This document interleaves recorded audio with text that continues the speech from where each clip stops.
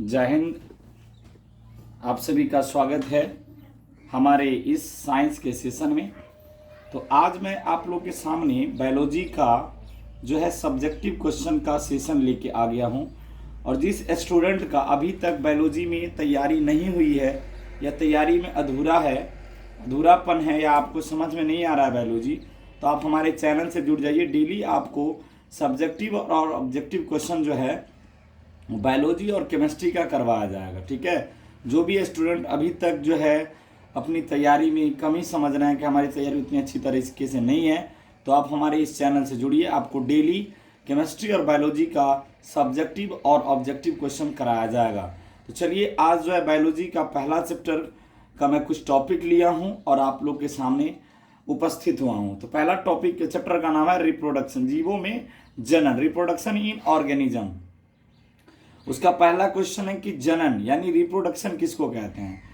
तो वैसी प्रक्रिया जिसमें जनक जीव अपने समान संतति को उत्पन्न करता है उसे जनन कहते हैं। यानी जनन एक ऐसी प्रक्रिया है जिसमें जनक जीव जो होते हैं वो अपने समान क्या करते हैं, संतति को उत्पन्न करते हैं। तो उसी प्रोसेस को हम बोलते हैं जनन। ठीक है, जनन के द्वारा जो संतति उत्पन्न होते हैं उसमें पुनः वृद्धि होता है, परिपक्वता आती है और वे अपने समान संतान उत्पन्न करते हैं। यानी जनन के द्वारा जो नए जीव बनते हैं उससे पुनः से वृद्धि होती है, पुनः से उसमें परिपक्वता आती है और वो पुनः अपने समान क्या करते हैं, संतान उत्पन्न करते हैं। इस प्रकार जीवों में जन्म, वृद्धि एवं परिपक्वता का क्रम निरंतर चलता रहता है, जिससे जीवों में निरंतरता बनी रहती है। यानी इस पृथ्वी पर जीवों की जो जाति कायम है उसका सबसे बड़ा रीजन है रिप्रोडक्शन। अगर इस संसार से रिप्रोडक्शन का गुण खत्म हो जाए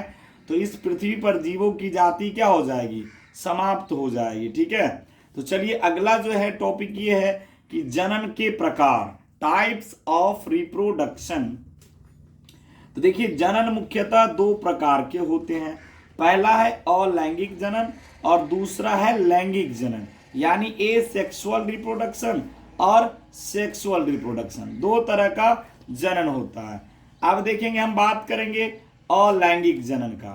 तो अलैंगिक अ का मतलब होता है एक, यानी इसमें क्या होगा, एक ही जीव भाग लेगा और उसी जीव से नए जीव का निर्माण होगा। ठीक है, तो देखिए कह रहा है प्रजनन की वह विधि जिसमें एक ही जनक जीव से नए संतानों की उत्पत्ति होता है उसे अलैंगिक जनन कहते हैं। यानी आपको मैं बता दूं कि अलैंगिक जनन में केवल एक ही जीव भाग लेगा, है ना, और उससे नए संतति जीव का क्या होगा, निर्माण होगा।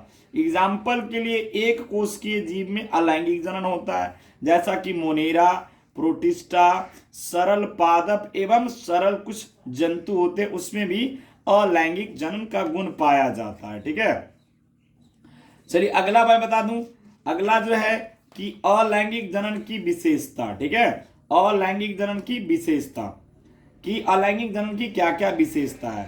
तो पहला विशेषता है कि इसमें युग्मक यानी अंडाणु और शुक्राणु का निर्माण नहीं होगा। यानी अलैंगिक जनन में अंडाणु, क्योंकि अंडाणु तो जो आपको है मादा युग्मक और शुक्राणु है नर युग्मक, तो यानी इसमें अलग अलग नर और मादा तो भाग लेगा नहीं, तो इसमें यानी युग्मक का निर्माण नहीं होता है।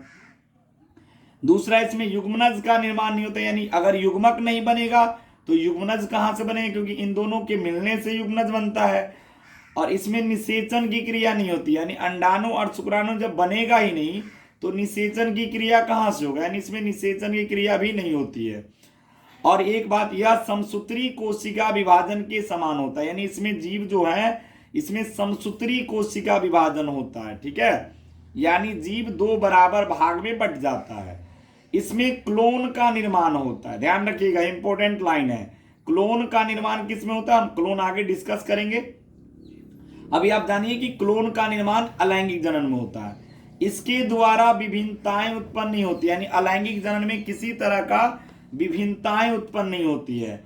यह अल्प समय का होता है, यानी अलैंगिक जनन जो है वो अल्प समय का होता है, यानी कुछ ही समय में, कुछ ही मिनटों या कुछ ही दिनों में कंप्लीट हो जाता है। इसके द्वारा कम समय में अधिक संख्या में जीवों का जीवों को उत्पन्न किया जा सकता है। यानी अलैंगिक जनन के द्वारा कम समय में अधिक से अधिक संख्या में जीवों को उत्पन्न किया जा सकता है। तो चलिए जल्दी से इसका स्क्रीनशॉट जिसको लेना है वो ले लीजिए। हम अगले स्लाइड की ओर चलेंगे, ठीक है। तो अगले स्लाइड की ओर हम चलते हैं और अगला स्लाइड हम आपके सामने लेके आते हैं कि अगला स्लाइड ये है कि क्लोन, है ना। अगला स्लाइड ये है कि क्लोन किसको कहते हैं। आपके सामने मैंने डिस्कस किया था, एक टॉपिक आया था क्लोन। तो देखिए क्लोन का निर्माण तो पहली बात अलैंगिक जनन में बनता है।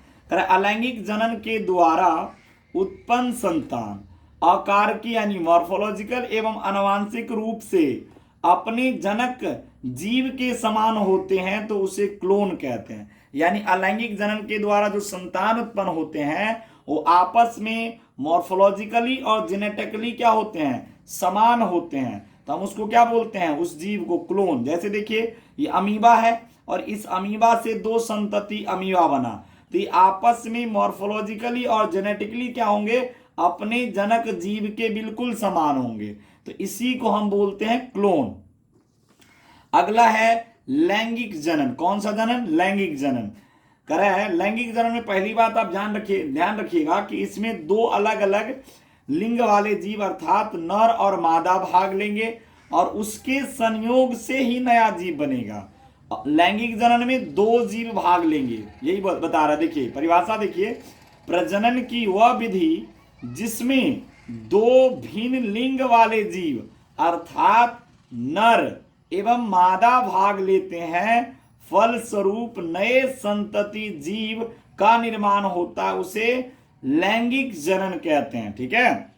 और इसमें लैंगिक जनन किस किस में होता है, तो जितने भी उच्च वर्गीय पादप और जंतु हैं उन सभी में लैंगिक जनन के द्वारा ही संतान की उत्पत्ति होता है। अगला है लैंगिक जनन की विशेषता, ठीक है। लैंगिक जनन की विशेषता, तो इसमें युग्मक का निर्माण होता है, यानी अंडाणु और शुक्राणु का निर्माण लैंगिक जनन में होगा। इसमें युग्मनज का भी निर्माण होता है, यानी युग्मनज भी बनेंगे लैंगिक जनन में, यानी अंडाणु और शुक्राणु मिलेंगे और उससे एक नया संरचना बनेगा जिसको बोलते हैं युग्मनज। इसमें निषेचन की क्रिया होती है, यानी लैंगिक जनन में निषेचन की क्रिया, निषेचन का मतलब होता है अंडाणु और शुक्राणु के मिलने की जो प्रक्रिया होता है, जिस प्रक्रिया द्वारा अंडाणु और शुक्राणु मिलता है उसे हम निषेचन कहते हैं। चौथा पॉइंट है, इसमें समसूत्री एवं अर्धसूत्री दोनों प्रकार का कोशिका विभाजन होता है, ठीक है। इसमें दोनों तरह का कोशिका विभाजन होता है। यह धीमी एवं जटिल प्रक्रिया, यानी लैंगिक जनन एक स्लो एंड कॉम्प्लेक्स प्रोसेस है, ठीक है। इसके द्वारा विभिन्नताएं उत्पन्न होते हैं, यानी लैंगिक जनन में वेरिएशन उत्पन्न होता है जिसका जैव विकास में बहुत बड़ा योगदान होता है। यानी जीवों की नई जाति का जो उत्पत्ति होता है वो अलैंगिक जनन से ही होता है। इसमें उत्पन्न संतान अपने माता पिता के से कुछ न कुछ भिन्न होते हैं, यानी लैंगिक जनन में जो संतान उत्पन्न होते हैं वो अपने जनक जीव से कुछ न कुछ क्या होते हैं, डिफरेंट भी होते हैं और कुछ न कुछ समान भी होते हैं, ठीक है। तो अगर आप लोग को ये सेशन अच्छा लगा तो एक प्यारा सा लाइक, एक प्यारा सा कमेंट और सब्सक्राइब भी करेंगे ताकि मैं आपको और ज़्यादा अच्छे अच्छे क्वेश्चन के साथ आपको मिलूं। तो देखिए कल का जो सेशन होगा वो होगा अलैंगिक जनन के प्रकार से, तो कल आप इस सेशन को देखना ना भूलेंगे। कल जो है हमारे जो चैनल है ब्रिलियंट साइंस क्लासेस पे अलैंगिक जनन के टाइप्स क्या होते हैं उस सारे टाइप्स पर हम डिस्कस करेंगे। तो आज के लिए इतना ही, धन्यवाद।